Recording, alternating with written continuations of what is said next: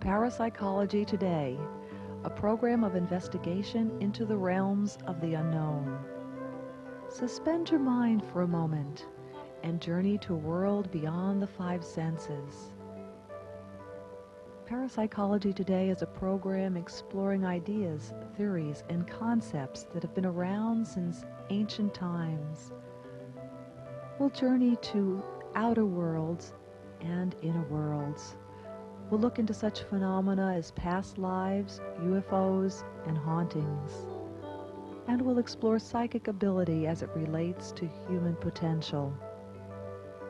We do not intend to prove or persuade, but rather present theories and personal stories of ventures into the world of parapsychology. Whatever your beliefs, we hope this program will start you thinking about a reality beyond the five senses.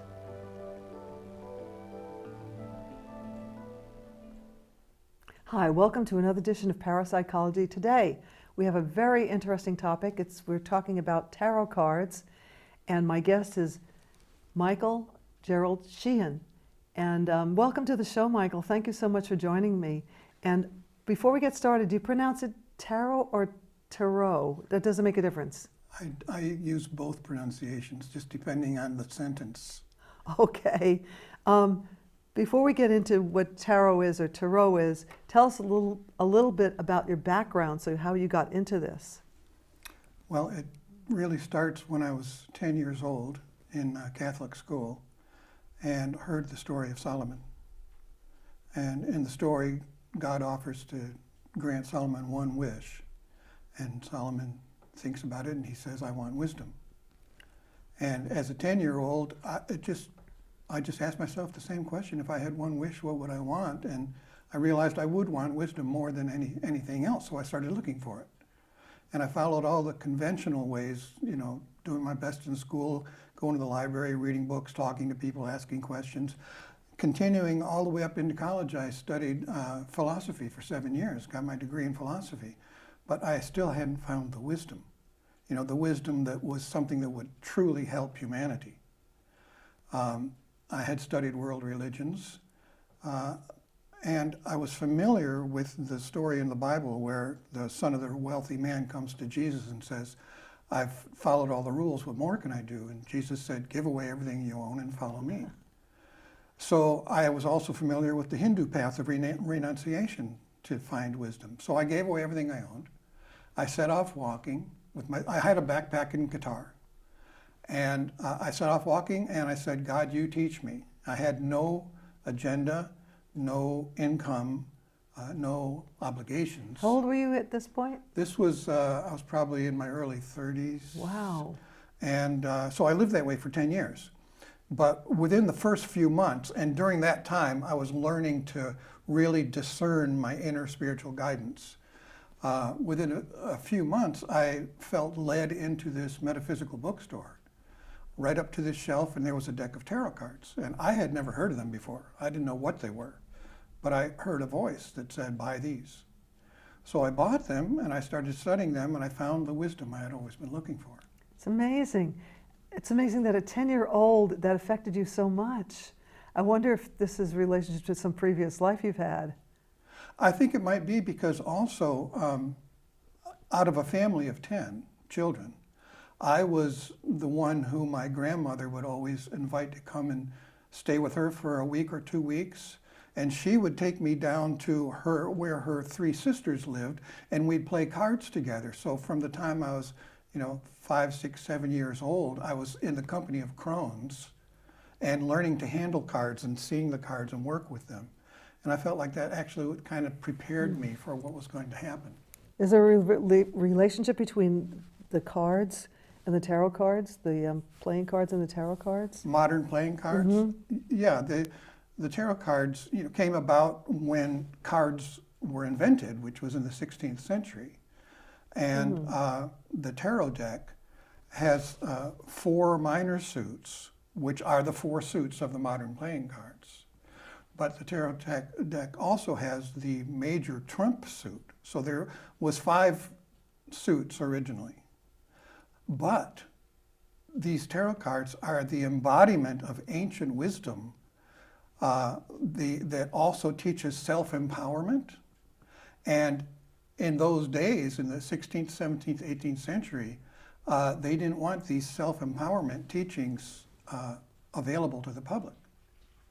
And so the church declared that anybody with the major trump suit, which was the cards of self-empowerment, could be arrested or persecuted or even killed. So they basically censored the tarot deck by taking out the self-empowerment teachings, and that left the 4 minor suits, which are the 4 suits that we have in our cards today. So a modern playing card deck is a censored tarot deck.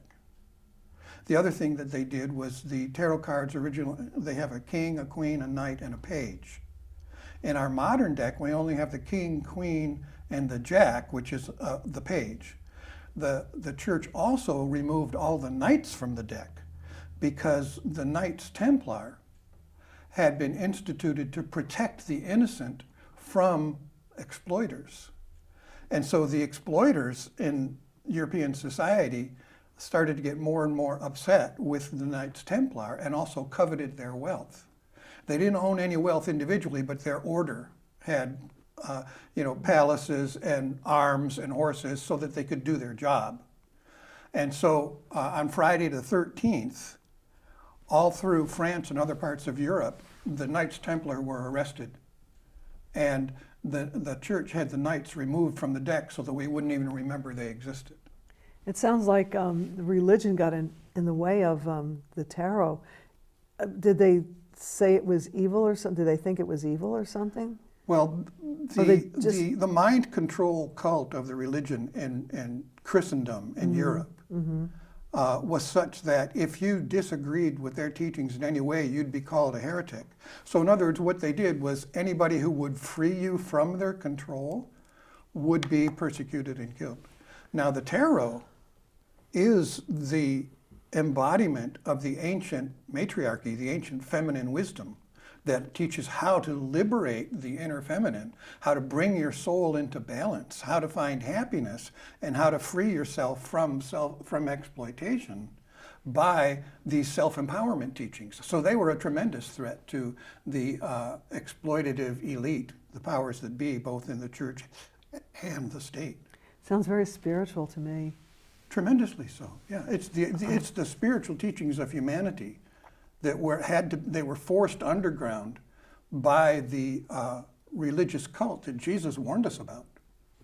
So this really got you going. I mean, this sounds like you're very passionate about this. I am quite. I'm very happy always happy to have the opportunity to talk about it. Well, this is fascinating because I didn't know a lot about the suppression of tarot. And anyway, well, so there's a little bit more to that. Go ahead.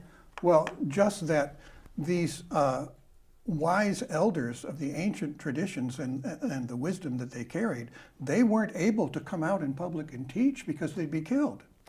But they didn't want to leave the public in Europe without any opportunity to get this wisdom. So they came up with this plan of putting all of the wisdom in the symbols on the cards and disseminating it as a harmless card game all through Europe so that all the people had the book of wisdom right in front of them, if only they could see it. You know, you have to be able to respond to the symbols that are in the cards in order to get the wisdom that's in there. But it was a plan to make the wisdom available without exposing yourself to being tortured. Right under their noses, but they right didn't. under their noses. Yeah. So now you picked up the deck, and did you teach? Are you self-taught, or how did you learn to? Well, I did read lots of books. I did talk to lots of people, but every deck has a group of spiritual teachers who work with you if you're working with that deck.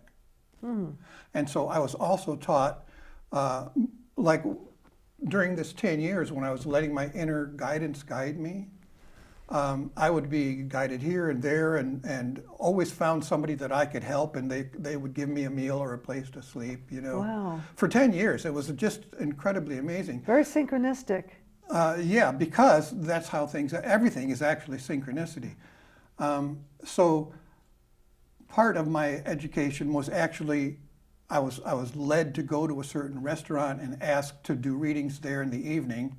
And so I would be doing that, and the clients would come, and I could hear these spiritual teachers behind me, you know, sort of saying, this is this and this is that. So the teachers were telling you what to say when you did the cards? More or less, yes. Wow, Yeah. that's amazing. And this is something that a lot of people seem to not realize, is that they think that all of the ancient teachings are dead and lost and gone, but we're surrounded by our ancestors and spiritual teachers on another frequency. The earth is sort of like a television. You know, if we're on channel 5, that's all we can see, but they might be right there on channel 6. I'm connecting with you. I'm getting this. So everything's vibration. You're picking up these vibrations. Everything is vibrational. Yeah. And we have a pineal gland that connects us to the spiritual, and if our senses are open, we're going to receive this. I feel like I'm a bit intuitive, but I don't, you know, haven't developed my other abilities. But we all have the opportunity to open those abilities, don't we? Yes, we do, and it comes with desire. With desire. Yeah, you have to want it. You have to Well, desire I'm it. amazed. And when you said you're one of 10 children, what number were you in the Number group? 5. Wow. And what I found out once I started studying the tarot is that tarot is related to numerology. And if you take the first 10 It cards is. of the major trump, Yeah. you can correlate the studies they've done with birth order. You know, that your birth order can determine some aspects of your personality or how you interface with the world. Mm-hmm. And those descriptions also match the first 10 cards of the major Wow. trump. And in my family, I realized that the first card represented the personality of the firstborn in my family, my oldest sister. Mm-hmm. And the second born, she was very different, but she matched the meaning of the second card of the major trump. Would be card number 5, which is the Hierophant, the spiritual teacher, Wow. I was the firstborn. What does that mean? the magician. Oh, I like it. Yeah. What is a magician? The one that likes the...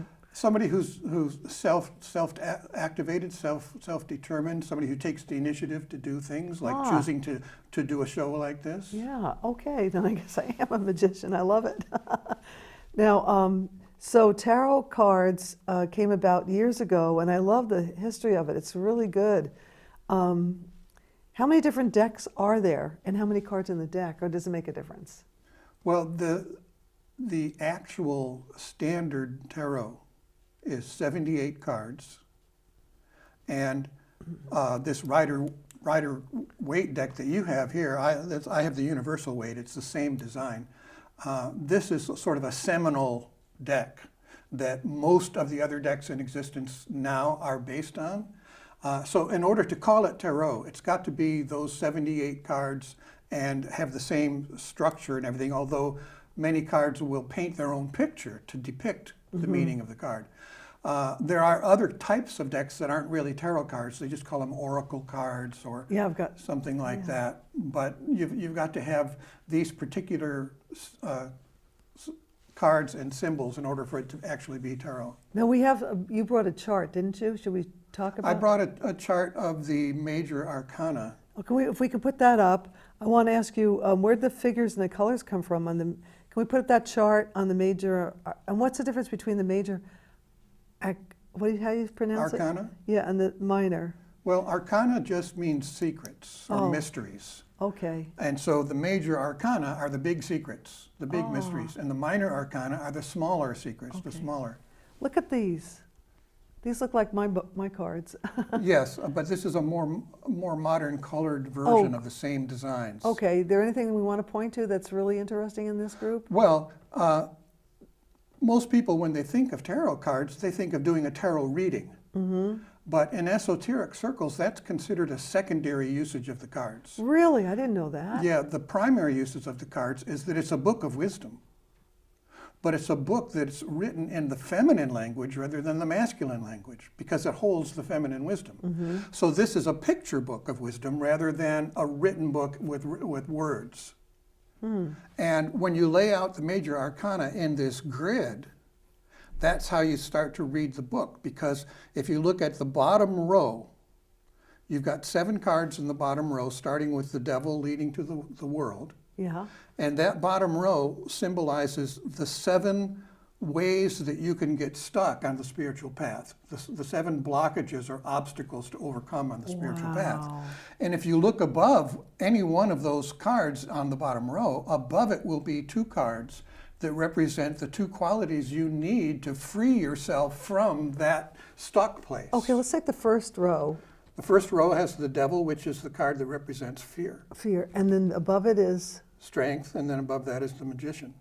So the devil card represents that you can be, your spiritual growth can be blocked if you compromise yourself because of fear. Mm-hmm. And so you're stuck in that, say, abusive relationship or job that you don't enjoy or some other kind of situation.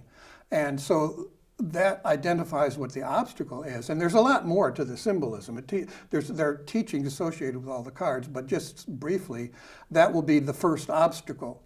The 2 cards above it, the magician and strength, tell you the 2 qualities you need to free yourself if you're caught in some unhappy situation because of fear. Teaches you how to overcome the fear. Interesting. Wow. So beautiful colors and interesting. There's the Hanged Man. Now some of them look, you know, scary, but they're not really. Well, let's just look at the Hanged Man. This is a scene that would have been familiar on continental Europe a couple of hundred years ago. In America, if you started to be different, be unorthodox from how the rest of the people in the town were, Yeah. the punishment was to put you in stocks in the town square. Do you remember the stocks, those wooden things? I've where you seen them put in your old movies. hand- Yeah. So it was a form of public ridicule, public humiliation, in order to get you to conform and be like everybody else again. Well, in continental Europe, they didn't have the stocks. They would hang the person upside down in the town square. Oh my God. So that's a form of public humiliation. But if you notice, there's a halo around the head Yes. of this hanged man. Yes. That means this is someone, the reason why they started behaving differently or talking differently is because they had achieved a little bit more spiritual wisdom. Ah. Of course, the other people in town who hadn't achieved that wisdom, they just say, why is this guy saying this? Why are they behaving this way? That's not what, we're taught how we should behave. So, this is one card that describes the particular situation that most of us find ourselves in at one time or another, where we're in with a crowd, and then we start to sort of outgrow them. And so then they either have to change with us or make us the villain, make us the bad guy so that they can stay the way they want to be. I can see how these are wisdom. Now we're talking about this. I can see how these are wisdom. Now, let's see. How do you choose a deck? There are so many different decks. How do you choose a deck? Do you use your intuition? Well, in the old traditions of tarot, you wouldn't even choose a deck. You would be given one. And that doesn't really hold today. But I feel it's always important to know the root of where we're coming from. And the other thing is, when you were given a deck, you were supposed to sleep with it under your pillow for 7 years before you start looking at it. Really? And that's in the ancient traditions. Take Pythagoras, for example. If you wanted to become a student of Pythagoras, you would have to take a vow of silence for 7 years before he'd even start teaching you. Wow. Just so that you would achieve that mastery. And by being silent, you can learn a lot more from listening than you can from talking. That's true. Yeah. So as far as in modern days, how do you get a deck? One of the core things that I've learned is the importance of honing your ability to discern your spiritual guidance. That's if you are meant to have a deck, your guidance will lead you to it, or someone will give it to you. Sounds like that's what happened with you. It is, yeah. Now, I was going to say, why would someone want to learn tarot? We know you wanted to learn it because the wisdom. Yeah, I was looking for wisdom, but I didn't know where it was. I had to open up to my feminine side to find it. You see, that whole early part of my life and going to studying philosophy, all of that was the masculine side of oneself, Right. Trying to grasp it, trying to find it, trying to analyze it, trying to figure it out. But I had found a teaching, not only that one that I mentioned about the son of the wealthy man who came to Jesus, I had also found a teaching that said truth cannot be grasped. You have to desire it and then become receptive. And so when you become receptive, you're shifting into your feminine energy. Now, when you say truth, truth to one person might not be a truth to another person. Would you say? Truth is truth. Truth is truth. Truth Okay. is truth. Okay. Now, how do how do these tarot cards help? How can they help a person besides wisdom? Well, all of us are, to some great extent, products of our cultural conditioning. That's true. Yeah. And we're living in a culture where it can't be denied that women have been subjugated for thousands of years. Men have been dominating for thousands of years.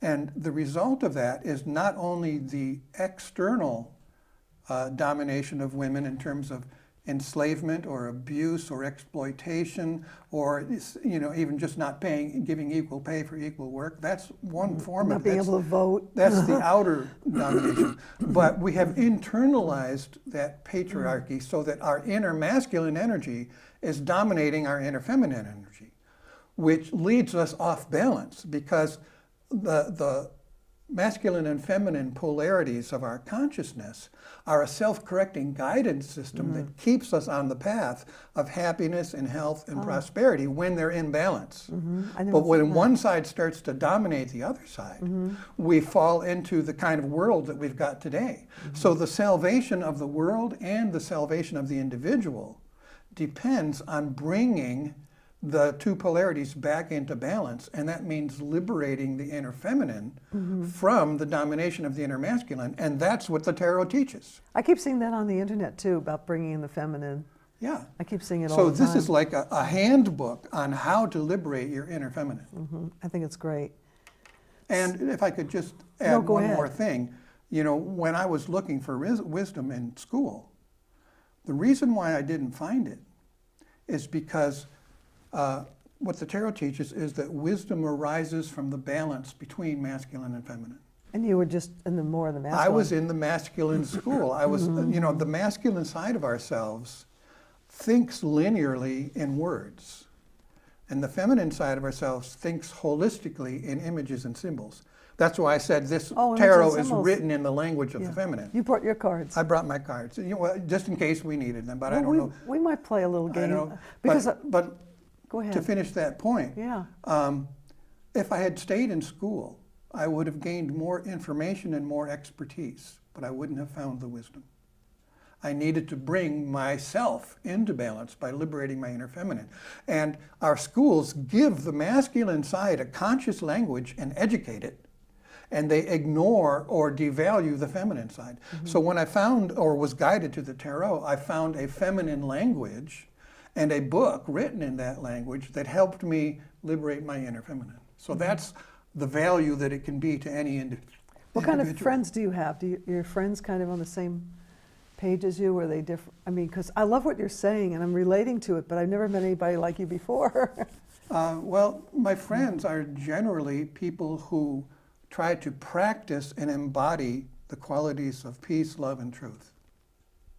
That's nice. That's who I vibe Yeah, with. peace, love, and truth. Yeah, we vibrate with different people. I know sometimes I'll go out and I'll meet somebody and I'll love their energy, or I'll meet somebody else and I'll say, I don't feel the energy with that person. Let's see. When a person pulls a card, can we do this for fun? I'll pull one of your cards.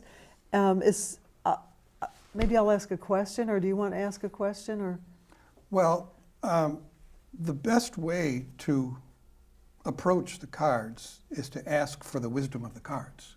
Oh, really? And what that does is it gives you what spirit feels is the most helpful and useful information that you can receive at this time. Maybe I should have you pull a card then, and you ask a question. That's what I do, because when I first started out, in my training, it was basically Maybe you should take this away, just so we can maybe see the cards. This is what I lay my cards on. Okay, no, go ahead then. In the tradition of the tarot, you should keep your cards wrapped in a silk cloth. Oh, really? Why is that? I didn't know that. I'm learning a lot today. Traditionally, they say that the silk cloth prevents negative energies and vibrations from affecting your cards. Oh, boy, I didn't know that. I'm learning so much today in these few minutes. Great. It's great. So, silk, huh? So the time to ask a specific question nice. Yeah. is if you're obsessed by it. If it's just on your mind and it's right in the forefront and you can't think about anything Yeah. else, so you might as well deal with that question. Okay. Well, I'll let you ask a question. Well, I think we'll just ask Spirit to give us the card that's right for you right now. Okay. Oh, that'd be great. That'd be great. I'm excited. This is the card of the Chariot. Mm-hmm. This is You can hold it. actually, yeah. I can hold it to this camera here. I'll hold it here. I don't know, can they zoom in on it? Can you get that? Well, sort Somewhat, yeah. So this is card number 7 of the Major Trump, and it's showing two Sphinx-like figures that are pulling the chariot, and they're wearing this sort of pharaoh hat on the head. What's that's saying is that the figure on the left, wearing that pharaoh hat, has done as much work as they can as an individual on the spiritual path.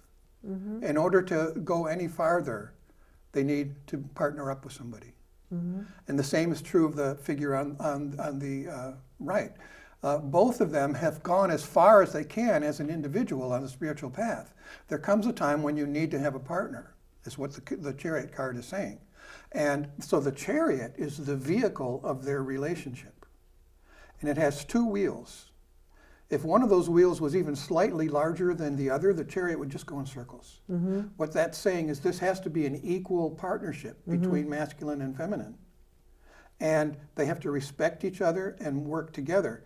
And the charioteer under the starry canopy is saying that the guidance of heaven, or spiritual guidance, comes through the synergy between the 2 partners.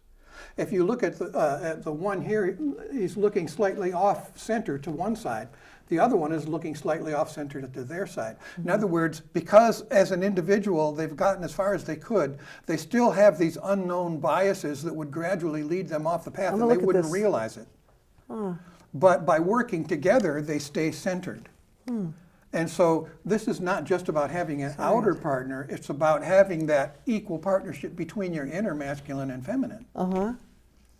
So what this is saying, as the one card that came out for you, it's saying that this is something that would be beneficial for you now to recognize and work on. Is balancing my feminine and masculine. Yes. Oh, that's great. Now, I wanted to ask you, when a person pulls a card, like you pulled it, is something directing you? Is there subconscious directing you, or? It's about being it felt like the right thing. But that speaks to a larger question. Which is, a lot of people raised in patriarchal culture would say, how could it possibly be that you could shuffle these cards and lay them out and it would have any connection with the person who's sitting across from you, right? And the reason that question comes up is because in the patriarchal worldview, this is a disconnected, chaotic universe. and there is no connection between shuffling the cards and how they might respond to you. But I've done thousands of readings. They always come out perfectly. I've had so many clients just amazed that how could it be that they have meaning for me?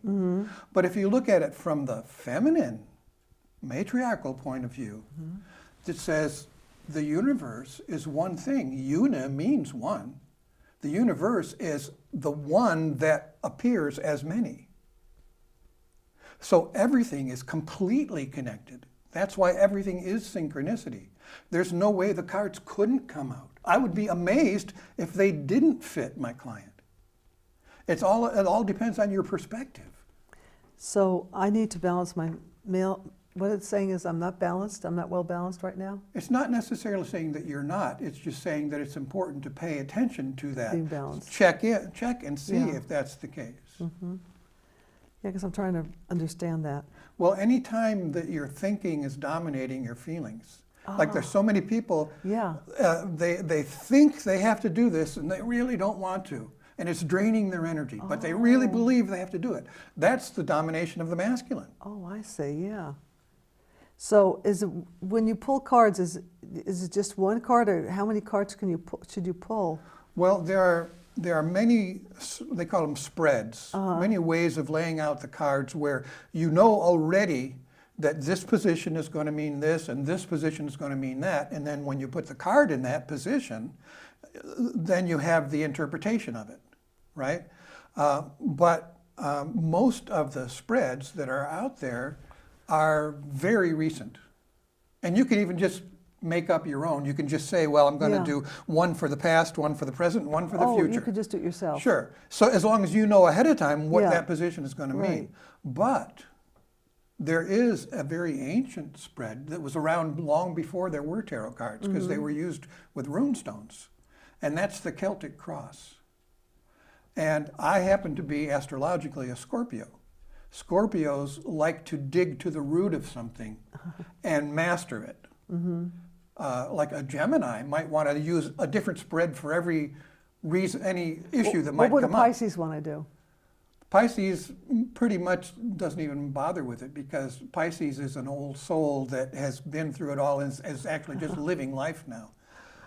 So I exclusively use the Celtic cross. It's thousands of years old, and I've deepened into it over 40 years. Celtic is Irish, Scottish, and Welsh? It's the root race that developed into the Irish, Scottish, and Welsh, I would say. Because I'm Welsh and Irish, so maybe that's why I'm so gravitated to this stuff. Interesting. So now you teach classes. Tell us about the classes and who comes to the classes and what people will learn at your classes. Well, in the class, I teach the tarot meanings of each card by laying out, that grid of the major arcana to start off with, and showing telling the story of each of the columns in that grid. The bottom row, the 7 obstacles on the spiritual path, how to overcome each one, and tying all of them together so that you can see the big picture. And that's how you can tell, that you have the accurate meaning of any particular card, because it fits into the larger picture. And then I do the same thing with the minor arcana. And my goal is not to say that I have the definitive meanings of the cards, because, the symbols can have an infinite number of meanings. My goal is to show what it's like to have a comprehensive view, so that if, in your opinion, this one card means a certain thing, does that fit in with your interpretations of all the other cards, and does it tell the overall story or not? And so I do believe that my understanding is something that is extremely useful, and people have found it so. So what I'm trying to teach, beyond that, is that in understanding the book and the wisdom of the tarot, then when you go to do a reading, you'll remember the meaning of the individual card, because you know where it fits in the overall scheme. And then the second thing is, well, what are the meanings? And I've talked a little bit about this so far. It actually shows you the spiritual path and how to walk it. It shows you how to liberate the inner feminine. It teaches about how to manifest whatever we want to have in life that would make us happy. So it sounds like it's really good information for you, is it? Oh, yeah. It's the thing, all of my life I've heard people say, if only there was a manual, you're born, if only there was, this is it. Wow. And you were asking about the history and where does it come from? It goes back much farther than what I've talked about. I talked about when cards, the technology of cards was invented, they were put on the cards. But these images and symbols have been used for thousands of years. In ancient Egypt, in the temples, there would be an underground hall lined with alcoves that were curtained off. And when you came to the first alcove, if you were led down there for it to be initiated, if you were led down there into this long hallway, you'd come to the first alcove, you'd stand in front of it, and they'd pull the curtains back, and you would see what we see now in the first card of the tarot. Wow. So it was like, a statue and like a panorama, sort of. Wow. Right? And then you'd go to the next one. So they didn't have the technology of cards, but they would be presenting the wisdom through the imagery and the symbolism. Amazing. And then in later times, like in Rome and even in medieval Europe, they would have what was called the procession of the triumphs. So this was like when we have the Macy's Thanksgiving Day parade with the floats coming down. So they would have this parade with the floats coming down, and they would be these representations of these archetypal powers that are in the tarot cards. But they would arrange them so that the first one would come, and the float behind it, or in the parade, would be the one that triumphed over that. And the one behind that would be the one that triumphed over that. So it was called the Parade of the Triumphs. And that word triumph came to be trump. And that's why we call it the major trumps. That's why it's the trump suit. Like when you're playing bridge and you trump something, it takes the trick. It triumphs over everything else. And by the way, when we had the trump suit in the deck, that was the trump suit. When the church removed it, if you wanted to play cards with the trump suit, you have to designate, oh, hearts are the trump suit, or spades, are the trump, because they took the trump suit out of the deck. How long is your classes? People sign up, how long, I mean, how many hours is it? When I first started teaching, it was 8 hours long, so 4 two-hour sessions. Oh, 4 2-hour. I was going to say, Yeah. sitting 8 hours would be kind of a long time. No, I was teaching with the Langley Mystery School on Whidbey Island and really? Bellevue Community College. Mystery Island, Mystery And School. but I've kept honing it down. Where do you making teach it now? Smaller. Now I teach 2.5-hour classes Where do you teach?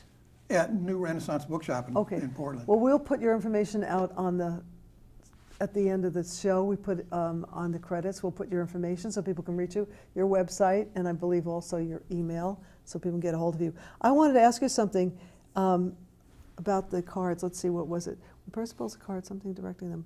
Okay, all right, when you shuffle the cards, no, that wasn't the question either. Okay, the colors, we did the colors, playing cards. How can ancient images and symbols that are on the tarot cards benefit people today? Since they're ancient, how can they benefit people today? Well, you know that as human beings, we have a certain DNA, certain code. And you know, when an egg is fertilized, you've just got the 23 chromosomes from each parent, right? But that's a code or a blueprint for building a human being. So the tarot could be called a psychic DNA. And a way of explaining that is, if you think about, you know, what Carl Jung called the collective unconscious, it's basically the consciousness of the whole human race. And that's been there as long as we've been there, right? So you've got millions of individual human beings having common experiences like birth, life and death, sickness and health, relationships, work. There are essential components to our lives that everyone experiences. Heartbreak, true love maybe, right? And so, and also getting stuck in certain ways. So all of those experiences of all of humanity through all time have all filtered into the collective consciousness and coalesced into this archetypal DNA of our psyche. And then the way that gets communicated out to the surface of humanity again is through those who were inspired, the artists, the musicians, the dramatists. So the images of the cards it's not like one person sat down and drew them all out. No one person invented it. I see it as a gift from the divine feminine, from the collective consciousness that percolated to the surface, and one concept was able to come through one artist who drew it this way. And the meaning of it came through somebody who wrote something, and then those things coalesced, and then somebody else put those together. So it was a very organic process. But what I'm saying is that people 5,000 years ago had the same kinds of experiences that we have today. And to make it more concrete and specific and bring it right to what we're facing in our world right now, Maybe if we Yes. could call up the Tower card. Because the Tower is showing how in the Middle Ages, if I you think we have the Tower card. Can we show that?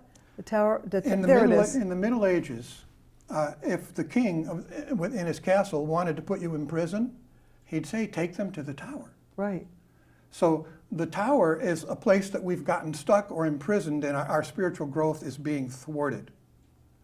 In this picture, you see the lightning of truth striking the crown off the top of the tower. Uh-huh.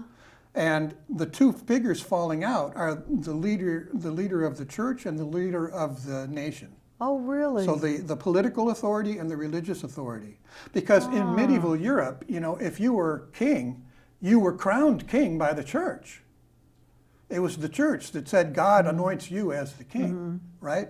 And what the Tower is saying is that the propaganda of this bargain between the church and the state to keep everyone imprisoned or enslaved stops our spiritual growth. But the truth of speaking the truth and the truth of enlightenment can free us from that tower. You know, the Tower cards, now that you're talking about this, it seems like they're so relevant today. Like we're coming to a great awakening. That's exactly what I want to get Yeah. to, because you know, in a letter in 1826, Thomas Jefferson wrote about the Declaration of Independence. And he said it wasn't just declaring our independence from the political tyrant.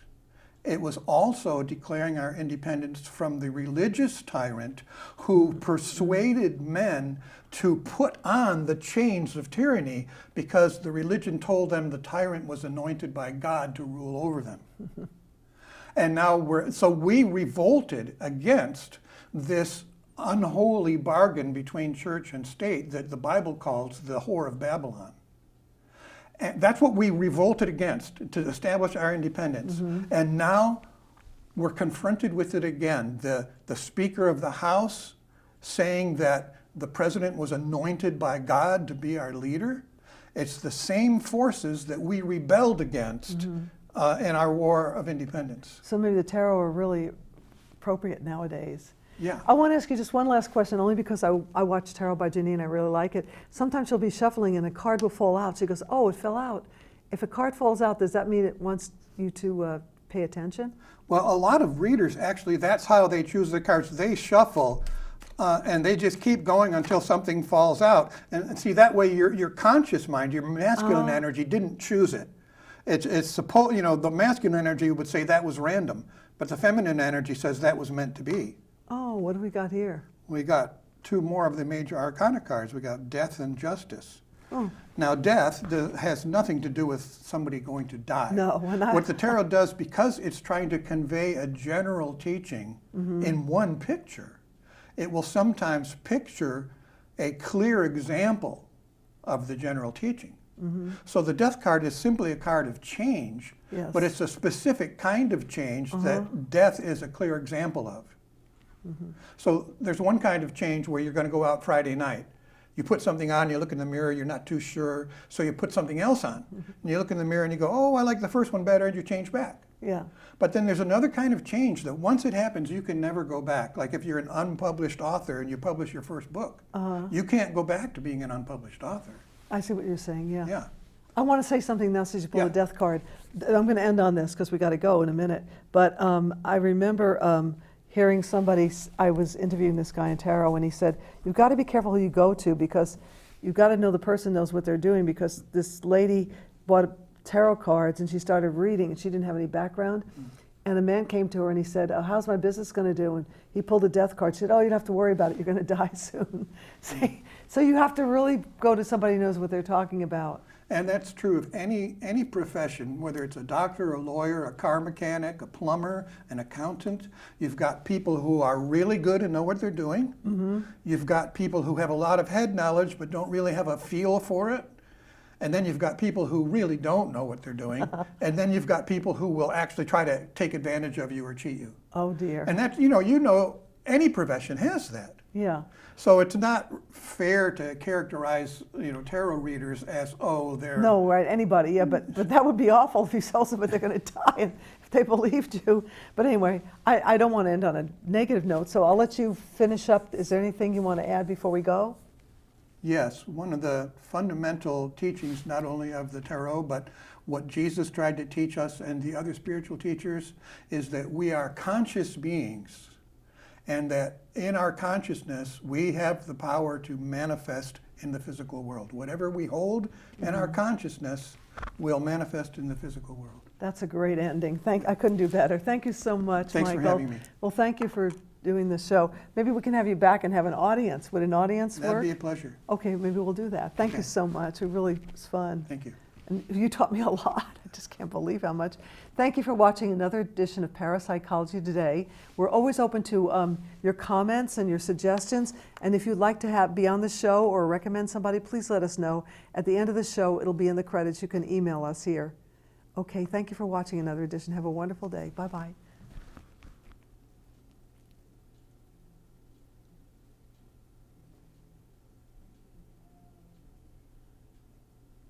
Thanks so much.